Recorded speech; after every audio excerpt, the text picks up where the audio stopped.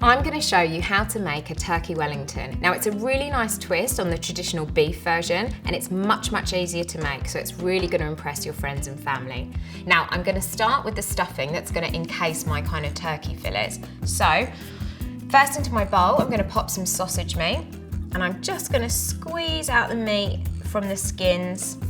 Now I've got some softened leeks, and I cooked these a couple of hours ago in a little bit of butter, and then breadcrumbs, and just straight in with those. And then I've got some pecans.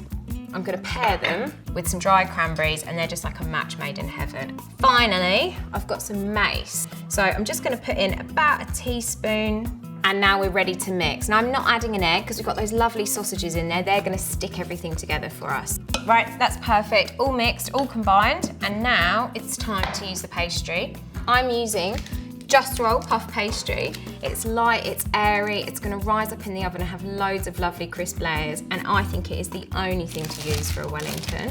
First, I'm going to dust my surface with flour, and then you flour your pin.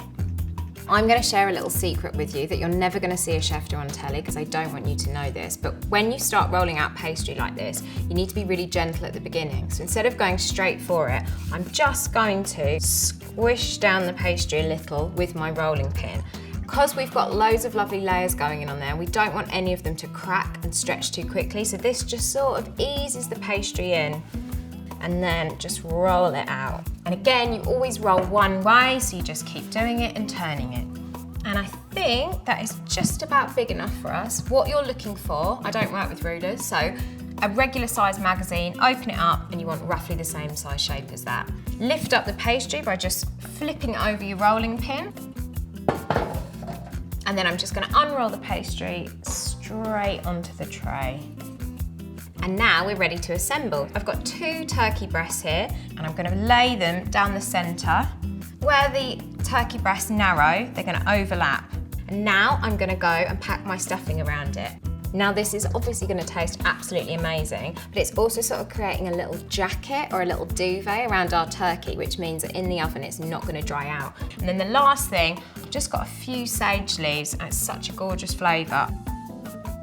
And now it's ready to top. And I'm going to use a second pack of the JusRol puff pastry, and I'm just going to roll this out to the same size as the first one. Right, that's perfect. That's big enough to cover. So I'm going to use a whole egg to stick it to the base. I'm just going to whisk it with a fork. And then I'm just going to brush a light border right around my turkey and my stuffing. And now I'm going to lift my pastry straight onto the top. Now for the finishing touches. It's important to get out any air bubbles because they might expand in the oven while you're cooking. So I'm going to use a sort of hugging and squishing technique. And basically, I'm pushing all the air up towards one end, and at the same time, I'm sticking the pastry to the bottom layer.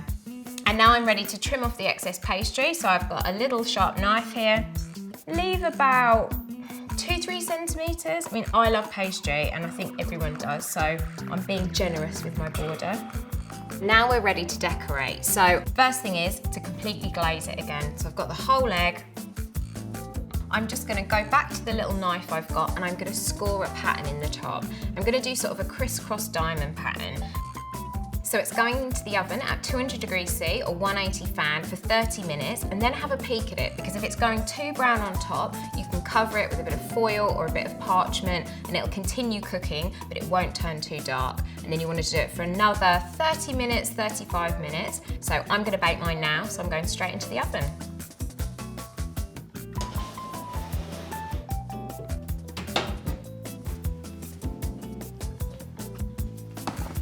This looks absolutely fantastic. It's risen, it's golden, it's crisp, and I think the layers of puff pastry look absolutely amazing. Now, if you like Facebook and Instagram, wait till you've sliced it so you can show everyone what's inside before you take a snap.